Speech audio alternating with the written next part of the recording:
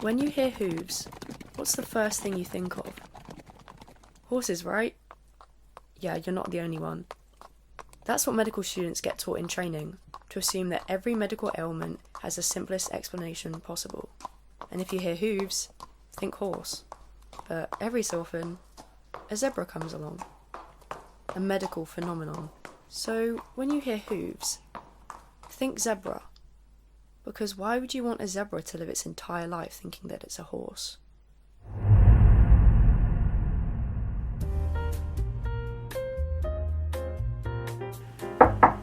Yeah, come in. Hi, nice to meet you. So, what can I help you with today? A lot's been going on in my body lately. It doesn't really make a lot of sense. I'm a zebra, by the way. Why do you think that? Went to a stripe specialist and they said that I definitely am a zebra. Are you sure? You could just be a horse with a striped pattern. No. Zebras and horses have very different lifestyles and very different characteristics. I know I've been a zebra my entire life and I've been diagnosed as a zebra. Okay, but you have hooves like a horse. Yes, zebras can also have hooves, but you also have a mane. Yeah, zebras can also have manes as well. I mean, my daughter's friend is a zebra, so I actually know all about it. Did you know that zebras have black and white stripes?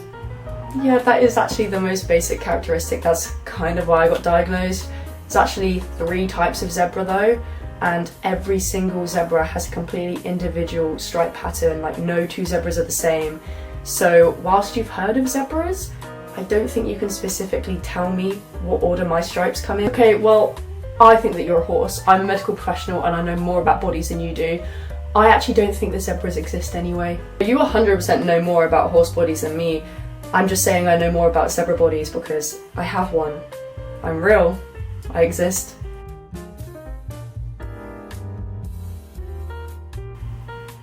Oh, hey, how are you doing? Oh, hey, so I think that I'm a zebra. Oh, why do you think that? So I've always had this stripe. Oh, just one singular stripe? I mean, there is more to being a zebra than just the pattern. Oh, like what? So there's actually no way that you can test if you're a zebra or not. You basically just have to have so many characteristics that you check all the boxes. It's kind of like a BuzzFeed quiz. So I guess I'm gonna ask you the criteria and we'll see if you're a zebra or not.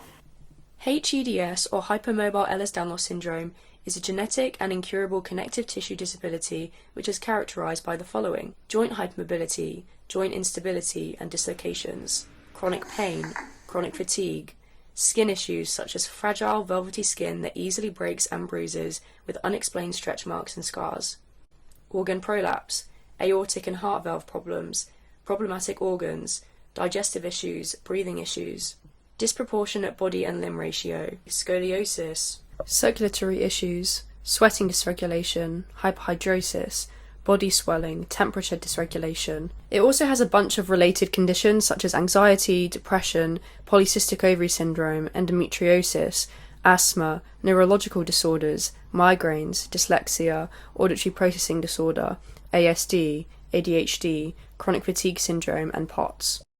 The EDS community claimed the term zebra because no 2 zebras have the same set of stripes and no 2 people who have EDS have the same experience of the condition. Oh, I mean, I don't have any of that. I just have one singular stripe, but I still think I'm a zebra. I think it would be quite cool to be one. No, unfortunately, if you don't match the criteria, you can't be a zebra. And it's not actually a cool, quirky trend. It's actually a really debilitating condition that negatively impacts your life. If only you could step into my hooves for one day, I feel like you would understand what it's like more.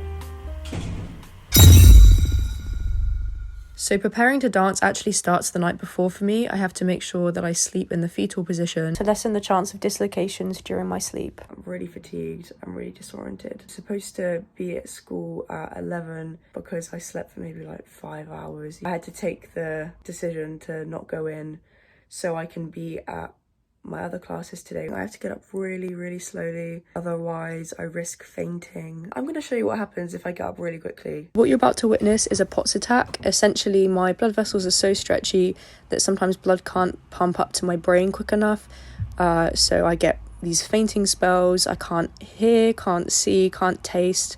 can't feel parts of my body. I get really dizzy, disoriented. I don't know who I am or where I am. I get certain tremors in my body. This time it was a hand tremor.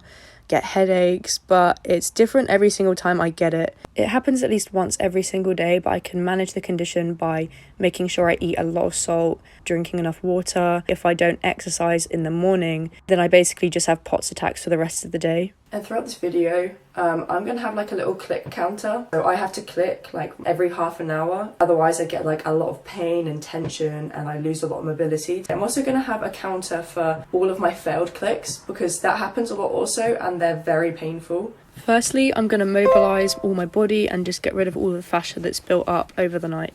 I'm now going to have a bit of a click fest. There were way too many failed clicks in there for my liking. It's going to be an interesting tell for the day to see if that affects me later on. I have to be very careful when brushing my teeth because my gums are very delicate and they bleed very easily. Then I'm going to look after my skin. So I basically just use soap, tightens my skin and stops it from just like drooping down. Keep my skin moisturised so it doesn't rip. Some vitamin C oil cream under my eyes as well is to reduce the sagging. Then I'm also going to use a gua sha and a roller, stimulate blood flow in my face. I have to eat hours in advance of dancing, otherwise I do throw up. I've also got a lot of allergies and intolerances, so I've got a limited range of food that I can actually eat. And I always, in the morning, have a scoop of creatine. So it's really important for me to wear supportive dance wear. In my first year at London Contemporary Dance School, anytime we did any kind of warm-up, it caused my skin to rip. The most important item of clothing that I wear are block socks. Essentially, they're just dance socks, special support in the arch, actually also couple up as compression socks. It stops my circulation from being bad, and it also pretty much stops POTS episodes because the blood is being pushed away from my feet. I pretty much always have to wear socks. It's in my learning agreement. I have hyperhidrosis, so just really overactive sweat glands. The bottom of my feet rip so easily, I'm constantly bleeding. So it'd be dangerous for me and it'd be dangerous for everybody else. It would not be safe dance practice at all if I was barefoot. I have a bit of a bruise count and then I compare it at the end of the day. Moisturise, aloe vera really stops my skin from producing more stretch marks. So I have to take extra special care of my feet because I'm only size 4 even though I'm 5'9", so I get a lot of tension. So I roll out my feet, use a foot stretcher, prepare the rest of my body by using a balance board, wobble cushion, and I'll use turnout discs to support my turnout and then use ankle weights whilst doing a ballet warm-up. In my water, I put some branched chain amino acids. The building blocks of protein really actually improves my dance performance, it improves my stamina. I cannot walk, sit or stand for more than 15 minutes without pain. I get the bus. I always need a seat. I can sit in the priority seating. I'm always scared that I'm gonna have somebody think, oh, she looks young and healthy. Oh, we're gonna get her to move. And I secured a seat on the bus. I arrived at school and then my body started hurting. And here I am having a quick snack before ballet. Then I mobilised my joints and had a quick stretch.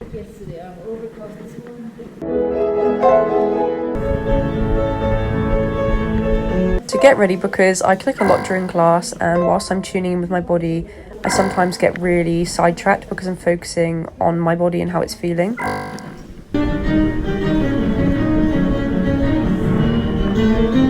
My hands start to swell, so they become very, very, very clicky.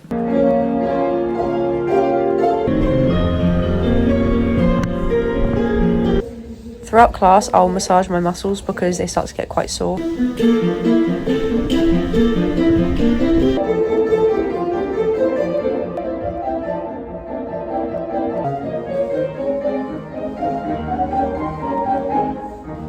So there's already been way too many clicks for my liking, which is a big indicator that my joints just are not having a good day. Throughout class, when I start to get POTS episodes, you also see me bending down to get the circulation back into my head a lot like this.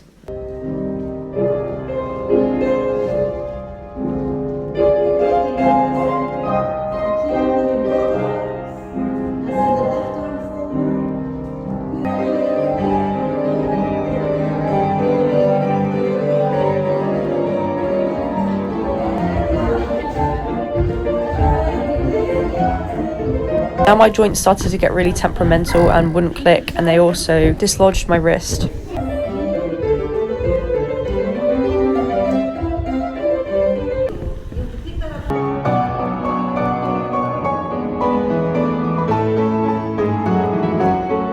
I ended up sitting out by the end of class, and then I had a little 15-minute break in between ballet and contemporary.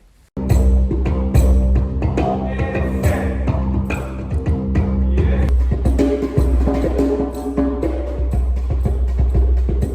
I slide it, drop, and I drop.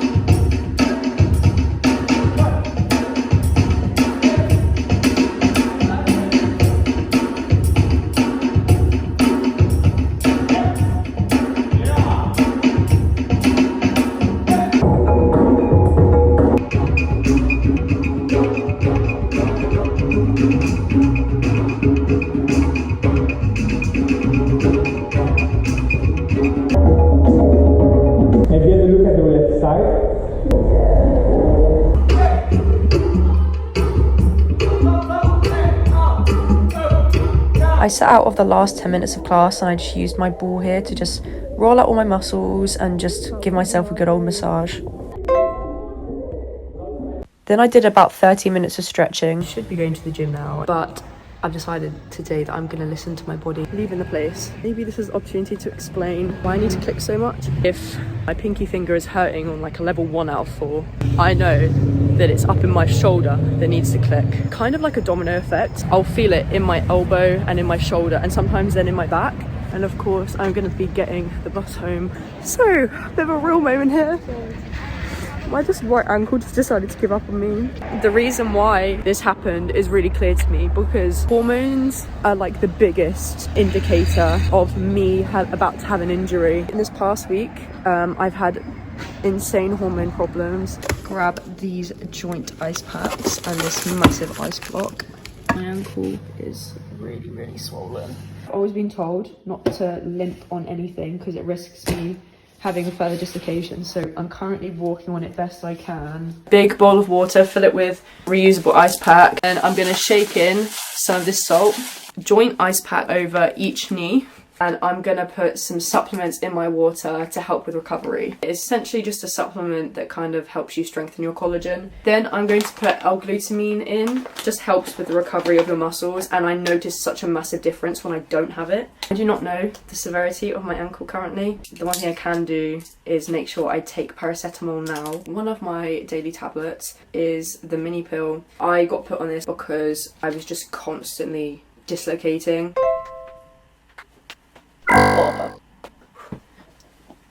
Dr. Salt's post-workout therapy. I'm going to take my feet out. Palmer's Foot Magic. It says it soothes tired feet, and yes it does. I'm going to put on the Sacred and Holy Joint Oil. It has some arnica in it, so it also helps with the bruising. Now with these heated pads, put them on my knees. I've just crashed for about an hour and a half.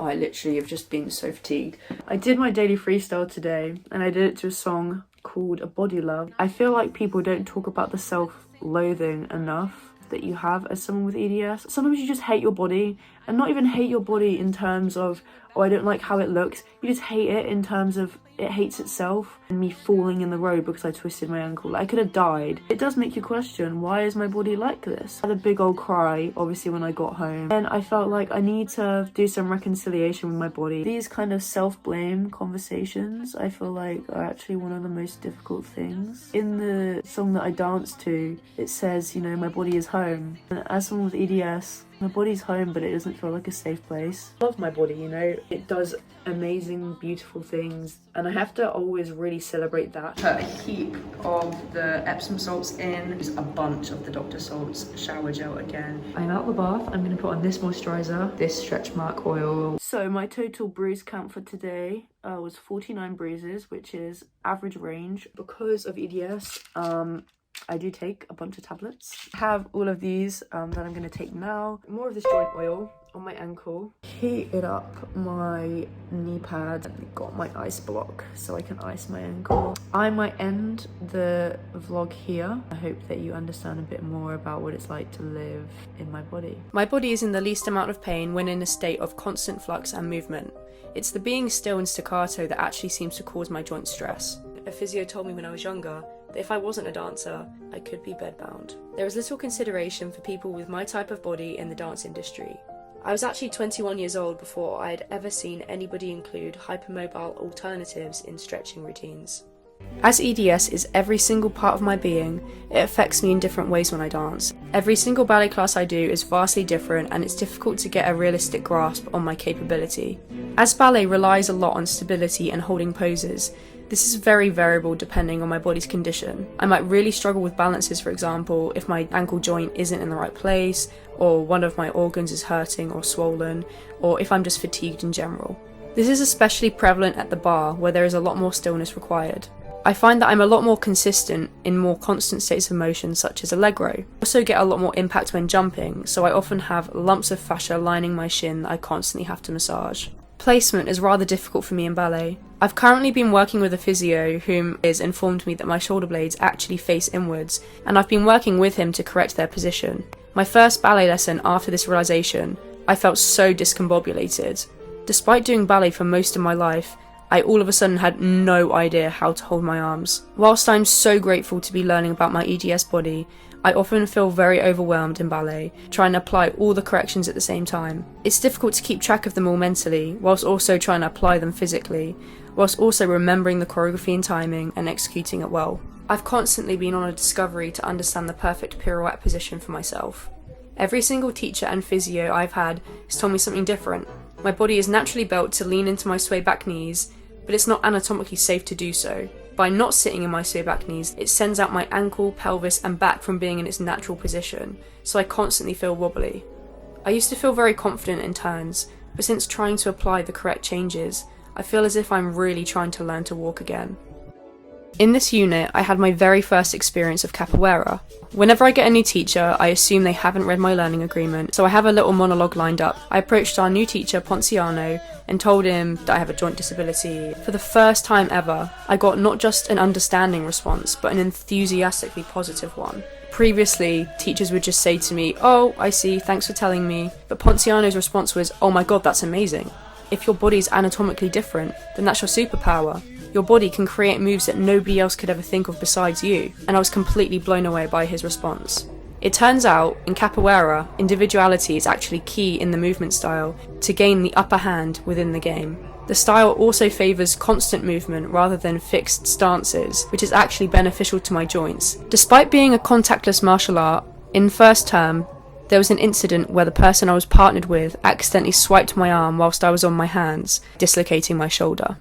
Even Ponciano's teaching style when this incident happened made me feel very seen and valid. Instead of immediately passing me to the physio team, he dealt with the injury himself. My arm was in shock and shaking violently, but he held my shoulder and asked me to move the joint until he felt it slip back into place. When practicing acrobatics in capoeira, we're put into 3 or 4 lines, and then we do drills from the back to the front of the room. I've noticed that everyone in my class, who are able-bodied, do their drills and then casually walk to the back of the room to go again. A lot of the time, absentmindedly, they're only focusing on where they're going rather than prioritising the movers on the floor having enough space. For me, having space is crucial. If someone is walking within the space I'm moving in, either I'll get spooked and potentially injure myself trying to get out of their way, or crash into them, and instead of them getting hurt, the impact of the crash might dislodge a joint. A lot of the time, I always have to mark movement when in big groups of people, because classmates are focusing on the choreography and timing and don't consider their surrounding space as much. As my body reacts very quickly to external stimuli, I've always had a turbulent relationship with the floor. Even if I kneel for 5 minutes, I get the most severe bruises. Having release-based floor work with Luke completely changed my relationship with the floor. I started to really gain confidence in my body letting itself throw itself to the ground safely, which I managed to do throughout term despite my dislocated shoulder. I felt that the structure for Luke's classes always gave me a feeling of safety whilst also keeping me on my toes. We would start with a warm-up, then a floor exercise, do some improvisation, and finish with a longer phrase. Having a clear structure was so helpful for me managing my fatigue levels and also resting my joints efficiently. I could plan when I needed to sit out. The most eye-opening experience was when I had my one-on-one tutorial with Luke. He told me that he had observed that I was really confident with throwing myself on the floor and that I take up space well. This was feedback I had never been given before in my life, and I thought it was actually the complete opposite to who I was as a dancer. So this was massive progress for me to become friends with the floor. As I have to miss class sometimes because of my joints and fatigue levels, I've had to learn how to play catch-up pretty quickly. This is really put to the test in Jason's contemporary classes. Jason is known for his fast teaching of complex and fast-paced choreographies, so missing his lesson and trying to catch up can be sometimes very tricky. I have a very Marmite relationship with picking up his choreography. Sometimes my body really understands it, and sometimes I feel like a lost sheep due to my fatigue levels. I've always been a very visual learner. I used to self-teach myself dance when I was a teenager. I believe that this is due to my auditory processing disorder, meaning that I rely on visual cues, and my dyslexia, which has trained me to use visual and motor shapes when learning movement. I always relate feeling in my body to visual shapes, and I've become aware that I mark material a lot to build that connection. Through marking the choreography, I find that I train the intrinsic muscle reflexes, so that when we do the dance full out, my muscle memory remembers what's coming next, because it remembers the small motor movements, and so the rest of the choreography becomes accessible. So, who says that zebras can't dance? I certainly don't. But I often don't feel physically or psychologically safe in class. I once received a piece of feedback from a peer. They said, "You always seem to dance like you," and that was a negative thing apparently. And that got me thinking, how else am I supposed to dance? With this body of mine, how is a zebra supposed to dance like a horse? I can't rip off my stripes ever, and realistically I don't want to. This beautiful body of mine is fallible and flawed, which is a testament to humanity. How wonderful is it that a zebra's body is the most human body? There is a definite stigma in this industry surrounding disabled bodies. We like to sweep it under the rug and pretend that there isn't, but at least once a day I find myself in class thinking, I bet every single dancer in this room thinks that they're accepting of disabilities, yet they make me feel like there isn't any room for me here. And that was my intent with making this film. If the dance industry won't make space for zebras, then as a zebra, I will create that space myself. So maybe it's not who says zebras can't dance, but it's that I say that we can.